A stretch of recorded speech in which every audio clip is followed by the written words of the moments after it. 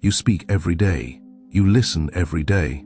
Yet somehow, most people still feel misunderstood, ignored, or unheard.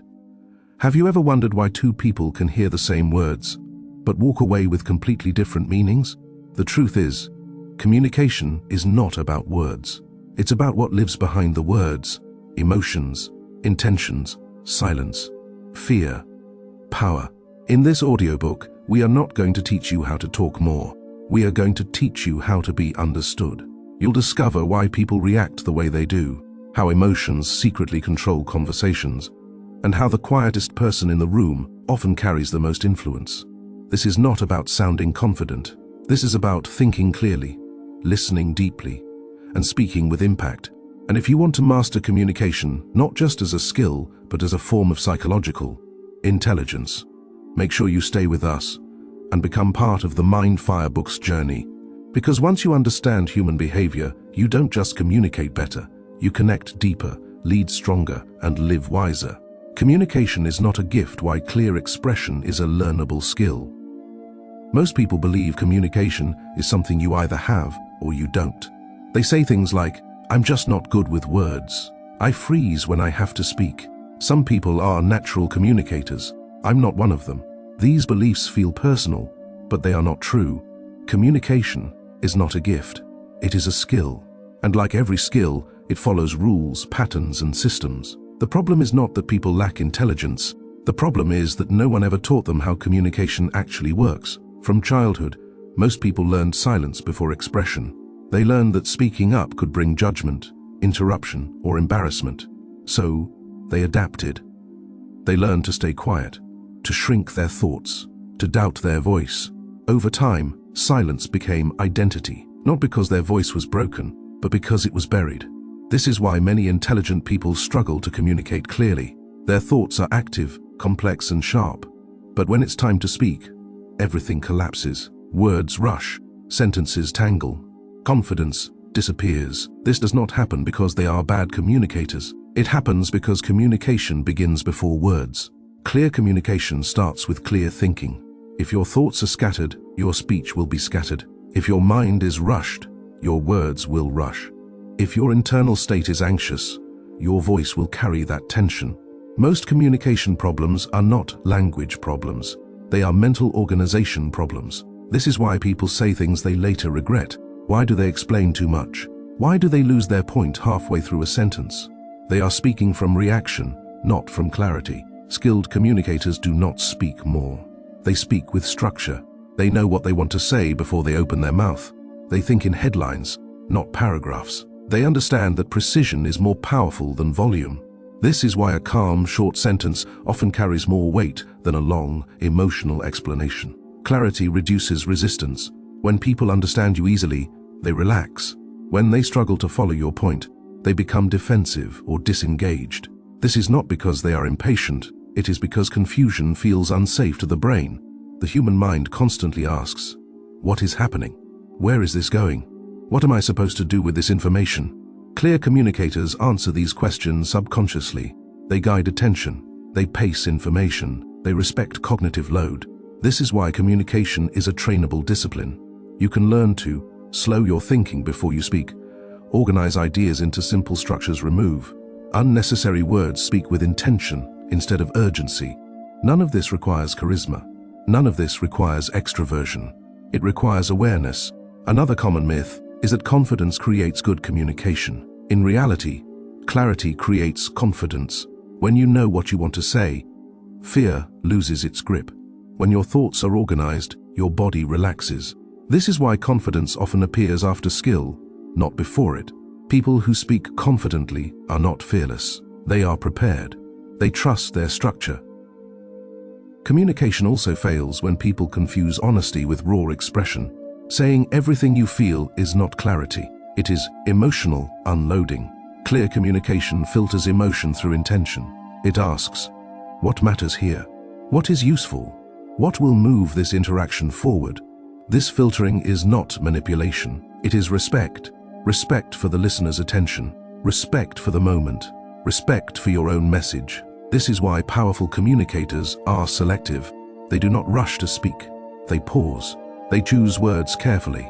Silence, when used intentionally, becomes part of communication. This is where many people panic. They fill silence with filler words. They over-explain.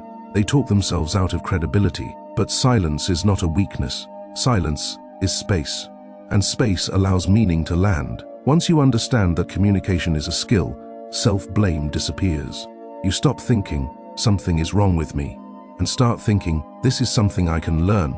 That shift alone changes how you show up in conversations. Instead of shrinking, you observe.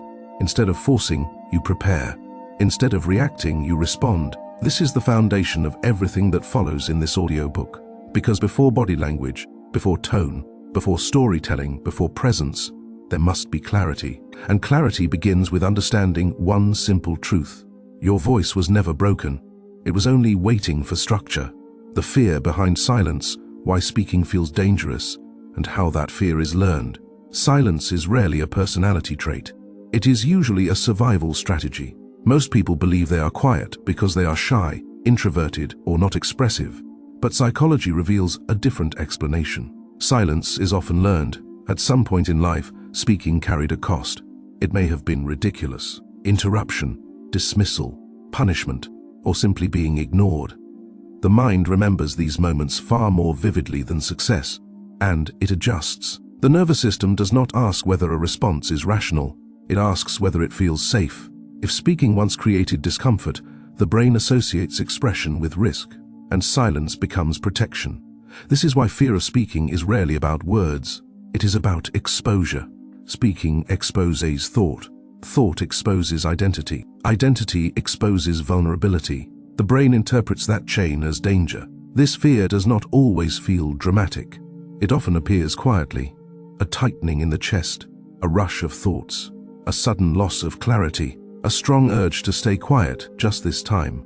And because the body reacts faster than logic, the decision to remain silent is often made before awareness arrives.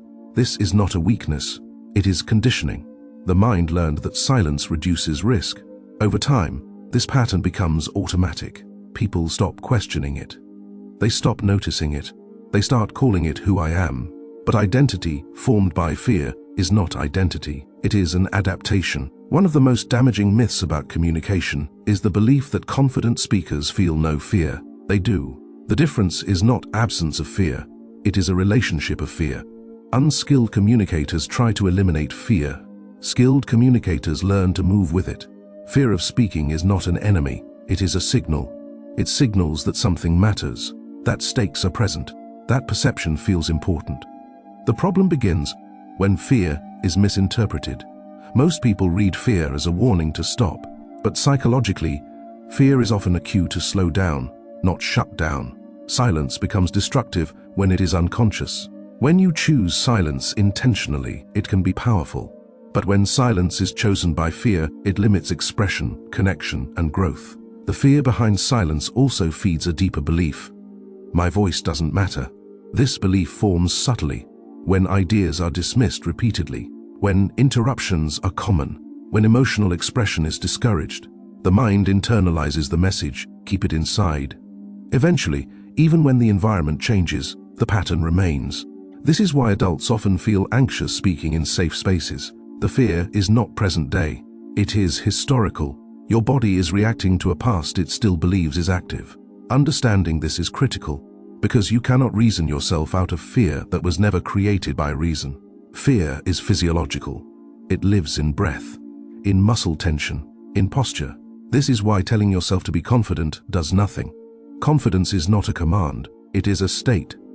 And states are regulated through the body. To loosen fear, you must first slow the system. Slower breathing signals safety. Grounded posture signals stability. Pauses signal control. These are not tricks. They are biological messages. When the nervous system receives consistent signals of safety, it relaxes its grip. Only then does clarity return. This is why some people find their voice only after calming down. The voice was never missing. It was suppressed by tension. Fear also distorts perception. When anxious, people overestimate risk. They imagine rejection where there may be neutrality. They anticipate judgment where there may be indifference. This cognitive distortion feeds silence, and silence reinforces the belief that speaking is dangerous. A closed loop forms. Breaking this loop requires awareness, not force. The goal is not to push yourself into speaking more. That often backfires. The goal is to create safety before expression. Safety allows thought to organize. Organization allows clarity. Clarity allows speech. This is why preparation reduces fear. When you know what you want to say, the unknown shrinks. When structure is present, uncertainty loses power. Fear thrives in chaos. It weakens in clarity. This is also why simple structures work under pressure. A single sentence, a clear point, a defined outcome. You do not need to say everything. You need to say one thing well. As fear reduces, confidence follows. Not dramatic confidence, quiet confidence. The kind that allows you to speak without rushing, to pause without panic, to hold eye contact without tension. Over time, the brain updates its model. Speaking no longer equals danger. It becomes neutral, then familiar, then natural. This process is not instant, but it is reliable. Fear of speaking dissolves not through bravery, but through repeated experiences of safety. And once fear loosens its hold, expression becomes possible. Not perfect, not polished, but real. And real communication is always more powerful than flawless silence. Thinking before speaking, how clear thought creates clear expression. Most communication problems do not begin in the mouth. They begin in the mind. People often say, "I know what I want to say, but it doesn't come out right." What they usually mean is this: their thoughts were never organized enough to be expressed clearly. The mind works faster than speech. Ideas overlap. Emotions interrupt. Associations multiply. When you try to speak from this internal chaos, your words reflect it. Clear communication is not the result of quick thinking. It is the result of ordered thinking. This is why slowing down mentally is the first invisible skill of strong communicators. Speed feels confident, but it often hides confusion. Clarity feels calm because it has direction. Unclear thinking produces three common speaking patterns. The first is over-explaining.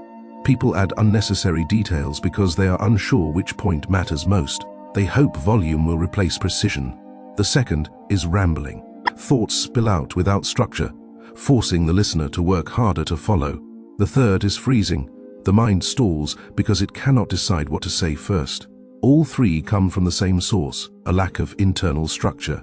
Skilled communicators solve this problem before they speak. They organize thought into simple frameworks. One of the most effective frameworks is headline thinking. Before you speak, ask yourself one question. If the other person remembers only one sentence from this, what should it be? That sentence is your headline. Everything else you say should support it or be removed. This approach immediately reduces cognitive load for you and for the listener. The human brain processes information in chunks. When speech is structured, it feels easier to follow. When it is not, resistance appears. This resistance is often misinterpreted as disinterest or disagreement. In reality, it is confusing. Clear thinkers respect attention. They do not dump information. They guide it. Another essential principle is sequencing. Thoughts must arrive in the right order. Cause before effect, context before conclusion, reason before recommendation. When sequence is reversed, listeners feel lost even if the content is valuable.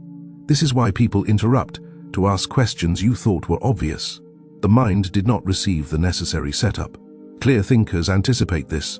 They slow the beginning of their speech to speed understanding later. This requires patience. Many people rush because silence feels uncomfortable. They mistake speed for confidence. But silence is not emptiness. It is preparation. Pausing before you speak gives your mind time to select what matters. This pause is often only 1 or 2 seconds, but it changes everything. It signals intention. It stabilizes breath. It allows thought to align with expression. Listeners feel this alignment immediately. Another common obstacle to clear thinking is emotional interference. When emotion is high, clarity drops. Excitement leads to exaggeration. Anger leads to accusation. Anxiety leads to self-protection. This is why clear communicators regulate emotion before delivering information. They do not suppress feelings. They separate feelings from messages. They ask internally, "What am I trying to accomplish here?" This question refocuses the mind on outcome rather than reaction. Clear communication is outcome-oriented. It asks, "What do I want to understand? What response am I inviting? What decision should I follow?" When these answers are vague, speech becomes scattered. When they are clear, words fall into place. Another practical technique is compression. Most ideas can be expressed more simply than we think. People often believe that simplifying language reduces intelligence. The opposite is true. Complexity hides weak thinking. Simplicity reveals mastery. Clear thinkers compress ideas into short, direct sentences. They remove filler words. They eliminate unnecessary qualifiers. They replace long explanations with precise language. This does not happen by chance. It happens through preparation. Preparation is not memorization. It is a mental rehearsal. You think through the message once, so you don't have to think while speaking. This reduces anxiety dramatically. When you know where you are going, fear loses leverage. This is why improvisation improves when structure is present. Paradoxically, the more organized your thinking, the more natural your speech becomes. You are no longer searching for words. You are delivering decisions. Clear thinking also improves listening. When your mind is organized, you are not preoccupied with what you will say next. You are available. This availability deepens connection. People feel heard when you respond precisely. Precision signals understanding. Vague responses signal distraction. This is why clear communicators often appear more empathetic, not because they feel more, but because they understand better. Thinking before speaking does not mean delaying expression indefinitely. It means aligning thought with purpose. You do not need perfect clarity. You need enough structure to move forward intentionally. As this skill develops, communication becomes less exhausting. You stop forcing words. You stop repairing misunderstandings. You stop replaying conversations in your head. Because your message landed. And when messages land, relationships stabilize, decisions speed up, and confidence grows. Clear thinking is not a personality trait. It is a discipline. And once learned, it becomes the backbone of every effective conversation. Body language and tone, aligning physical presence with your message. Words are only one layer of communication. Long before a sentence is finished, the body has already spoken. Posture, breathing, eye movement, facial tension, tone of voice. These signals reach the listener faster than meaning. This is why people often say, "I don't know why, but something felt off," even when the words sounded fine. The body communicates truth more quickly than language. When words and body language are aligned, communication feels natural and trustworthy. When they are misaligned, the listener senses contradiction, even if they can't explain it. This misalignment is one of the most common causes of misunderstood communication. Someone says they are confident, but their shoulders are collapsed. Someone says they are calm, but their breath is shallow and rushed. Someone says they are open to discussion, but their tone is sharp and defensive. The listener does not analyze these details consciously. The nervous system reads them automatically, and it responds accordingly. This is why body language is not decoration. It is data. Tone, in particular, carries emotional meaning. The same sentence spoken slowly and calmly can feel supportive. Spoken quickly and tightly, it can feel threatening. The words did not change. The signal underneath did. Tone tells the listener how to interpret information. It answers unspoken questions. Is this safe? Is this urgent? Is this hostile? Is this confidence? This is why tone often matters more than content. When people say, "It's not what you said, it's how you said it," they are describing nervous system perception. Body language and tone are processed by the brain's emotional centers before logic has time to engage. This means that emotional alignment must come before explanation. Many people try to correct misunderstandings by explaining more. They add details, they raise volume, they repeat themselves. But if body and tone are misaligned, more words increase resistance. The listener is not rejecting the message. They are reacting to the signal. This is where awareness becomes practical. Skilled communicators regulate their physical state before they speak. They ground themselves. Grounding is not a mental trick. It is physical. Feet stable, breath slow, shoulders relaxed. These adjustments signal safety to the listener and to yourself. When the body relaxes, the voice naturally deepens and steadies.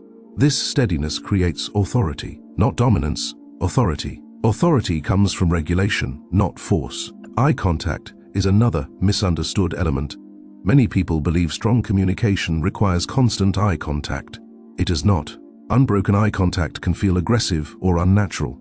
Effective eye contact is intentional. It is present when making a point. softened when listening, released when reflecting. This rhythm mirrors natural thought. It allows connection without pressure. Posture also shapes perception. An upright but relaxed posture communicates readiness. A rigid posture communicates control or anxiety. A collapsed posture communicates withdrawal. These signals influence how others respond to you. They also influence how you feel internally. Body and mind are not separate systems. When posture changes, emotion follows. This is why people often feel more confident after adjusting their stance, even without changing thoughts. Hand gestures serve a similar function. Purposeful gestures support clarity. Excessive or erratic gestures signal nervous energy. Stillness, when comfortable, communicates confidence. Stillness does not mean stiffness. It means control. Another critical element is pacing. Fast speech often signals anxiety or urgency. Slow speech signals confidence and stability. This does not mean speaking unnaturally slow. It means allowing space between ideas. That space allows meaning to settle. Listeners trust speakers who are not rushing to convince. They feel guided rather than pushed. Tone and body language also affect listening. When you are physically present, others feel permission to open up. Your posture communicates attention. Your tone communicates patience. This creates psychological safety, and safety invites honesty. This is why good communicators often hear more than others. Not because people tell them more, but because people feel safe enough to reveal. Misalignment between words and body often happens under stress. Pressure tightens muscles, breathing shortens, tone sharpens. Awareness interrupts this process. The moment you notice tension, you can regulate. A slower breath, a pause, a shift in posture. These small adjustments change the entire interaction. Communication then becomes cooperative instead of combative. This is especially important in difficult conversations. When emotions are present, the body becomes the message. If you remain grounded, others often follow unconsciously. Regulation is contagious. Just as tension spreads, calm spreads. This is why leaders who remain composed stabilize groups. They do not manage emotions verbally. They manage them physically. Over time, aligning body language and tone becomes automatic. You no longer think about posture or pacing. You feel into the interaction. Your body responds intuitively. This is when communication becomes fluid. Not rehearsed, not forced, but embodied. And embodiment is what makes messages believable.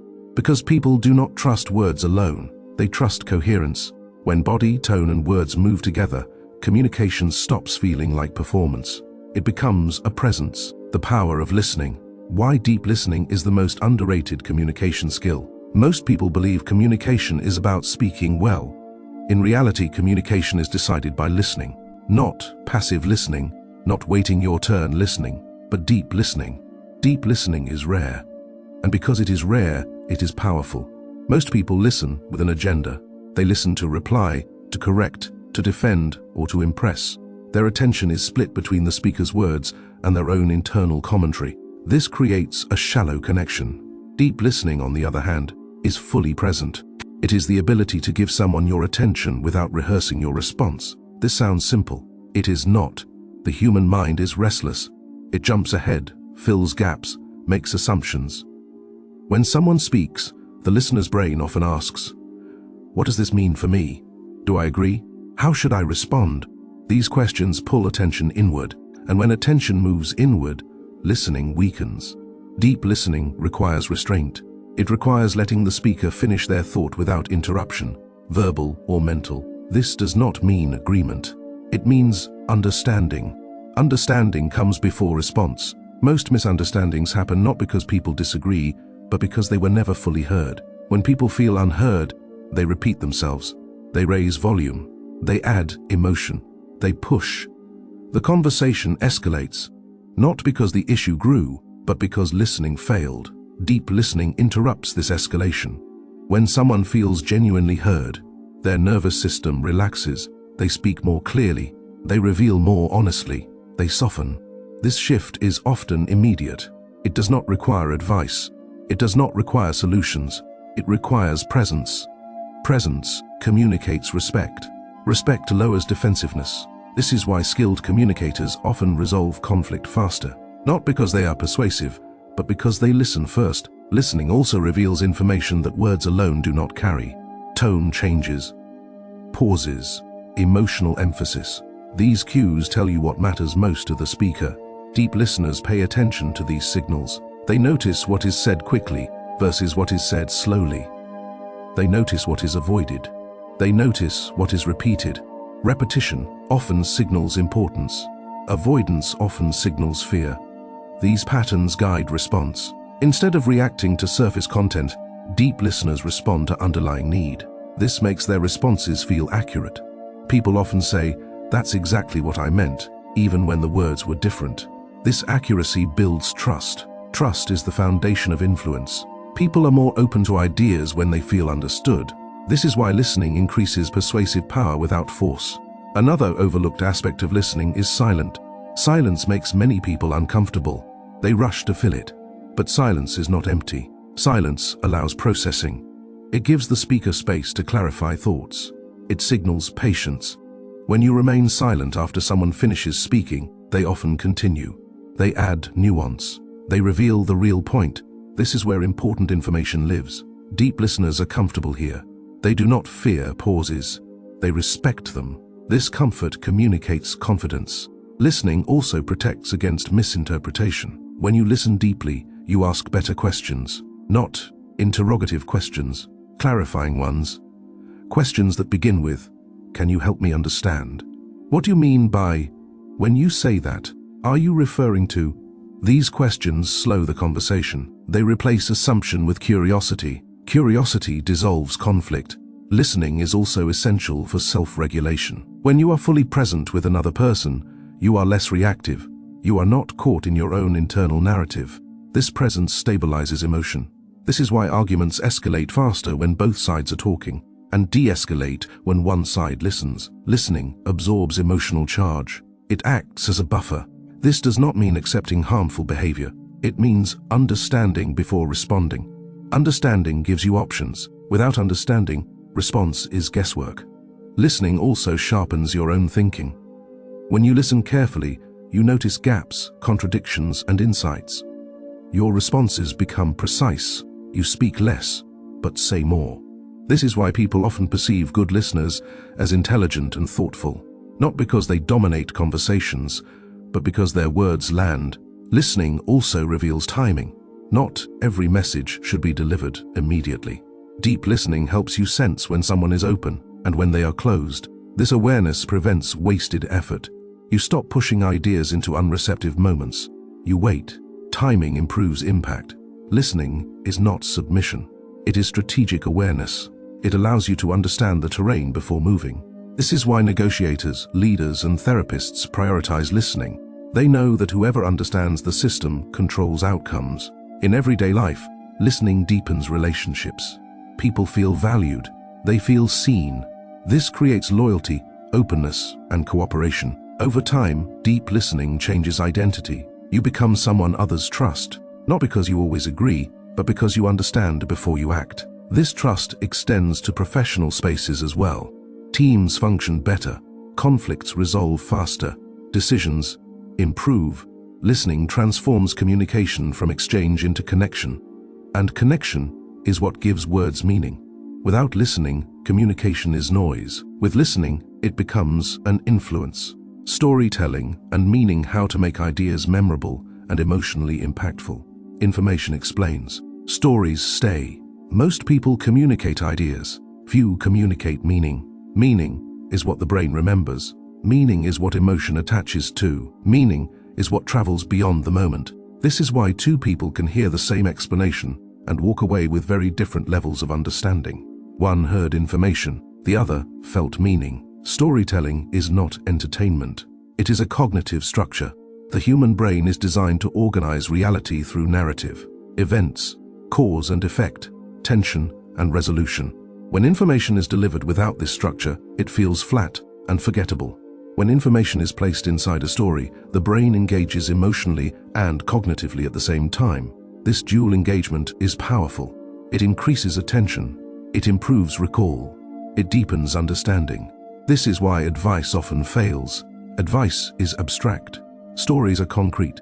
Advice tells people what to do. Stories show what happens. The brain trusts what it can visualize. This does not mean you need dramatic or personal stories to communicate well. It means you need structure. Every effective story contains three essential elements: a situation, a tension, a resolution. Without tension, there is no engagement. Without resolution, there is no meaning.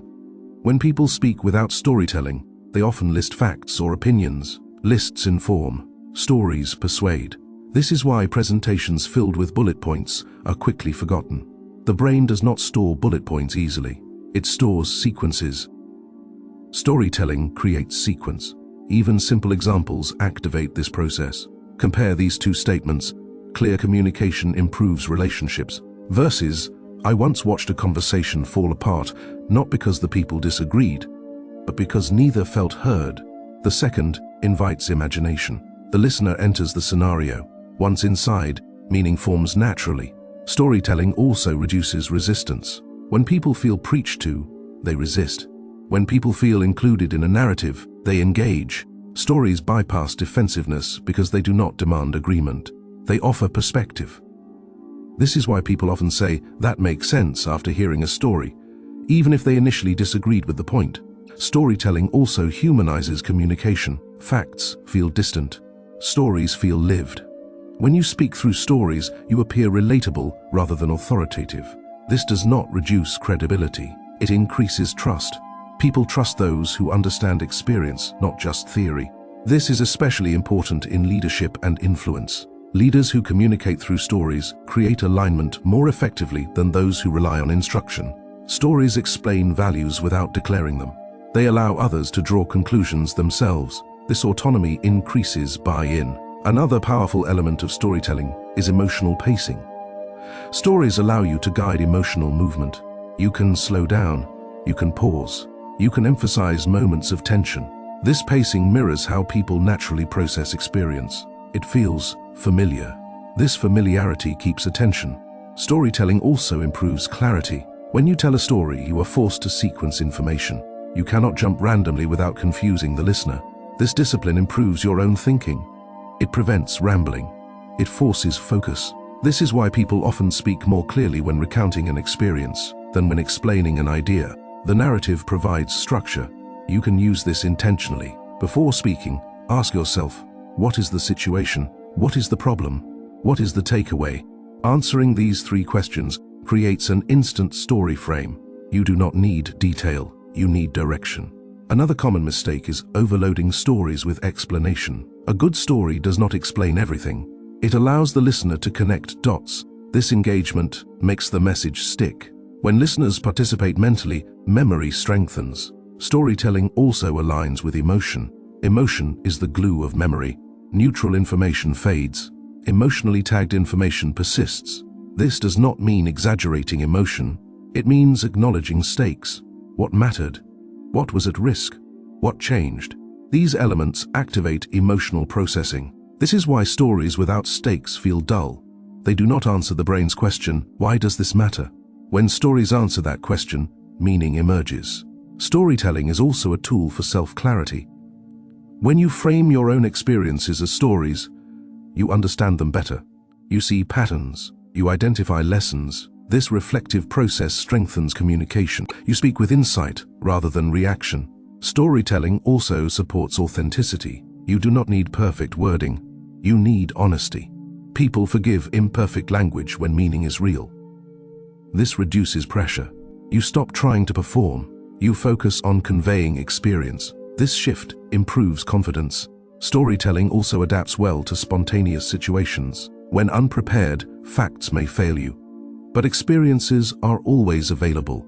You can always reference observation. This flexibility makes storytelling a reliable tool in real-time communication. In difficult conversations, stories soften edges. They reduce blame. They invite understanding. Instead of accusing, you describe experience. Instead of arguing, you reveal impact. This changes tone. It moves the conversation from opposition to explore. This is why therapists, mediators, and negotiators use narrative framing. It reduces the threat. Storytelling also creates continuity. It connects present conversation to past experience and future implications. This temporal bridge increases meaning. People understand not just what is happening, But why does it matter? Over time, integrating storytelling into communication changes how people perceive you. Your ideas feel grounded. Your messages feel intentional. Your presence feels thoughtful. You stop competing for attention. You earn it. This is the quiet power of narrative. It does not force agreement. It invites understanding. And understanding is what transforms communication from exchange into influence. Presence and spontaneity, communicating powerfully without preparation. Most people believe strong communication requires preparation. Scripts, notes, perfect phrasing. Preparation helps, but it is not the source of power. Presence is. Presence is the ability to remain grounded, attentive, and responsive, even when you do not know what will be said next. It is what allows communication to stay alive instead of mechanical. Spontaneous situations reveal this skill clearly. Meetings where you are put on the spot, unexpected questions, emotional conversations, disagreements that arise without warning. In these moments, prepared answers disappear. What remains is state, your breath, your posture, your attention. If these are regulated, communication stays clear. If they are not, words collapse. This is why some people sound confident even when improvising, while others freeze despite knowing the topic well. The difference is not intelligence.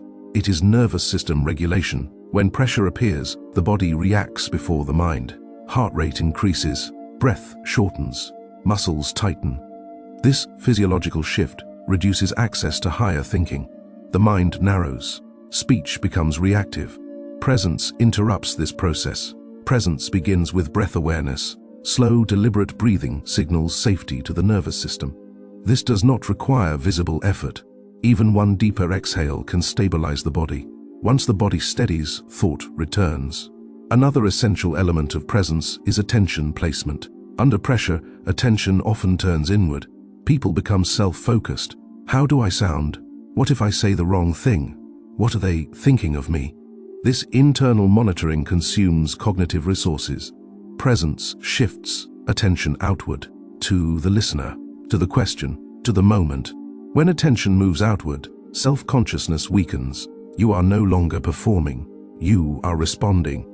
This shift alone dramatically improves spontaneity. Another key principle is responding before replying. Replying is reactive.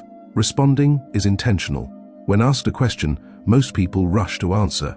They fear silence. But silence is not failure. It is processing. A brief pause allows thought to organize. It also signals confidence. People trust those who are not rushed.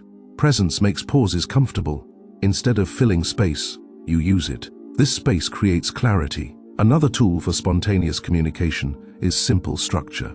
You do not need complex frameworks. You need anchors. For example, 1.1 reason. One outcome: this structure works under pressure because it reduces mental load. Trying to say everything is what creates anxiety. Choosing to say one thing well creates control. Presence also involves accepting imperfection. Spontaneous communication is not polished. It is human. When you allow yourself to speak imperfectly, tension drops. The need to impress disappears. This authenticity strengthens connection. People respond better to clarity than to perfection. Another aspect of presence is emotional tolerance. In spontaneous situations, emotion often appears unexpectedly. Anger, defensiveness, embarrassment. Presence allows you to feel emotion without acting from it. This is not suppression. It is containment. You acknowledge emotion internally while keeping behavior intentional. This ability separates reactive speakers from composed communicators. Presence also sharpens listening in real time. When you are present, you adjust as the conversation unfolds. You notice shifts in tone. You sense resistance. You recognize when clarification is needed.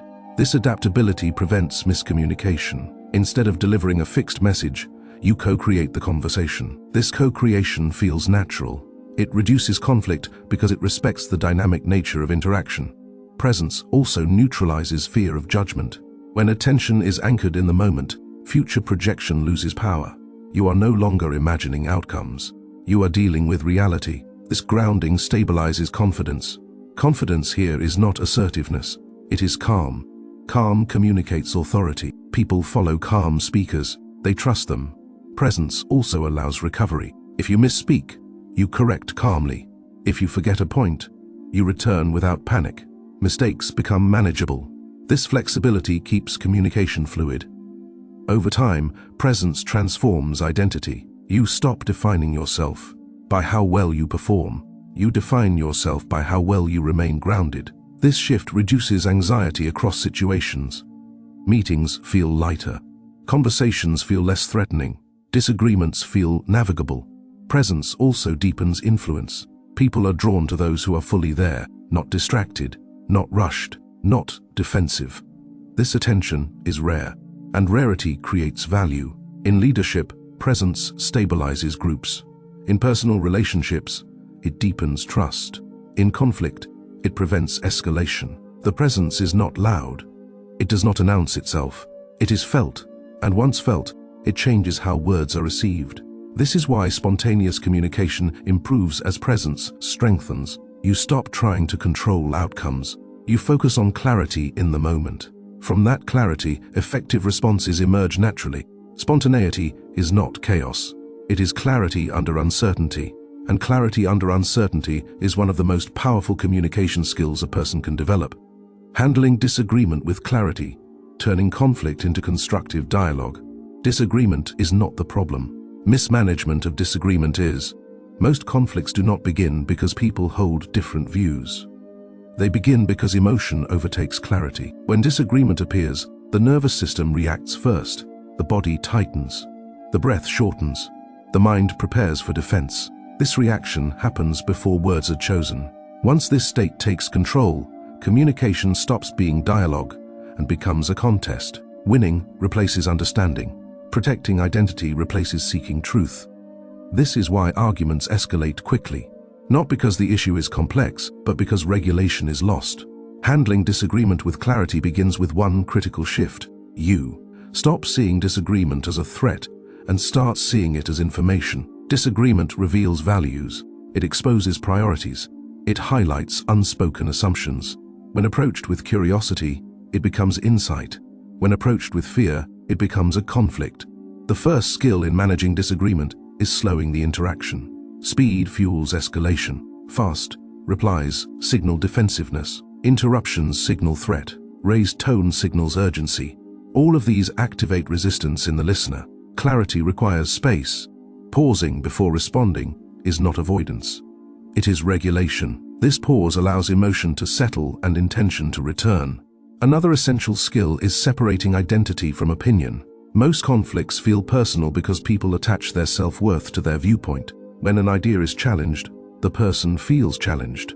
This fusion creates emotional rigidity. Skilled communicators separate these elements.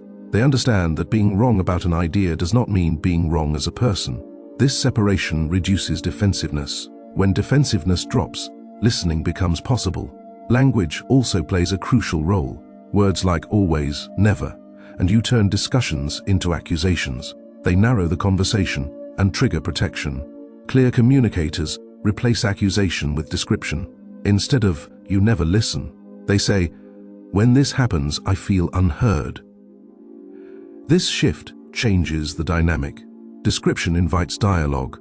Accusation invites resistance. Tone matters even more during disagreement. A calm tone signals safety. A sharp tone signals threat. The listener responds to the signal before the content. This is why the same point can feel reasonable or hostile depending on delivery. Clarity demands emotional discipline, not suppression. Discipline. You allow emotion to exist without allowing it to dictate behavior. This creates authority. People respect those who can remain composed under pressure. Another powerful principle is understanding before persuasion. Most people argue to convince. They speak before they understand. This approach almost always fails. People resist being persuaded when they feel misunderstood. Understanding lowers resistance. When you accurately reflect the other person's position, even if you disagree, they relax. They feel seen. Only then does influence become possible. Reflection does not mean agreement. It means clarity. You show that you understand the logic, emotion, or concern behind the viewpoint. This acknowledgement changes the tone. The conversation shifts from opposition to exploration. Another important skill is choosing what not to engage. Not every disagreement deserves energy. Some conflicts are about control, not understanding. Clarity includes discernment. You assess, is this conversation productive? Is the other person open? Is engagement useful? Walking away from unproductive conflict is not a weakness. It is strategic clarity. Clear communicators also focus on outcomes. They ask, what do I want from this conversation? Resolution? Understanding? Boundary setting? When the outcome is clear, communication stays focused. Without outcome clarity, arguments wander. They accumulate emotion without progress. Another overlooked element is repaired. Even skilled communicators sometimes misstep. Tone sharpens. Words land wrong. What matters is recovery. Acknowledging impact without excessive justification restores trust. Simple statements like, that came out sharper than I intended, or let me restate that more clearly, can reset a conversation. This ability signals maturity. It shows responsibility without submission. Handling disagreement well also strengthens relationships. Conflict handled poorly damages trust. Conflict handled clearly deepens it. People learn they can disagree safely. This safety increases honesty. Honesty improves decision-making. Over time, clear conflict management becomes a defining trait. Others see you as grounded, reliable, fair, not because you avoid disagreement, but because you navigate it skillfully. This skill transfers across domains. In personal relationships, it prevents resentment. In professional settings, it improves collaboration. In leadership, it stabilizes groups. Clarity during disagreement is not about winning. It is about maintaining integrity while staying open. It is the balance between firmness and flexibility. When you master this balance, conflict stops being something to fear. It becomes a tool for understanding, for refinement, for progress. And that is the highest form of communication skill. Communication is not something you switch on and off. It is something you carry into every moment of your life. Every conversation you enter, every silence you choose, every word you release or withhold, is shaping how you are understood. Throughout this audiobook, one truth has quietly repeated itself. Clear communication does not begin with speaking. It begins with awareness. Awareness of thought, awareness of emotion, awareness of the body, awareness of timing.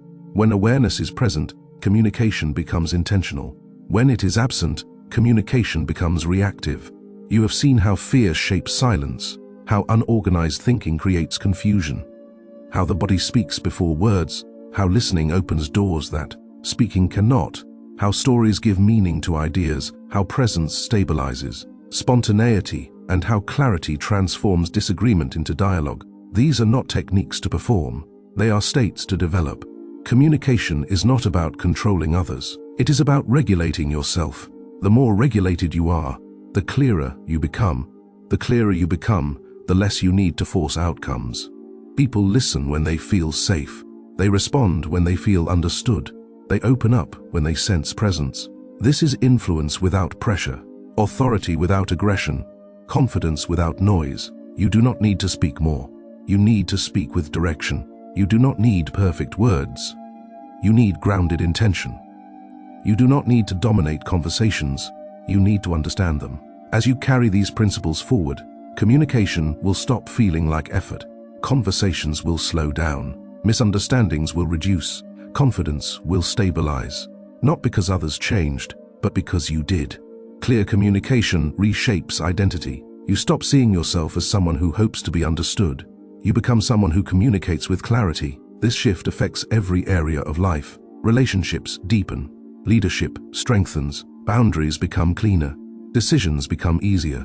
And perhaps most importantly, your inner dialogue becomes quieter. Because when you can express yourself clearly, there is less to suppress.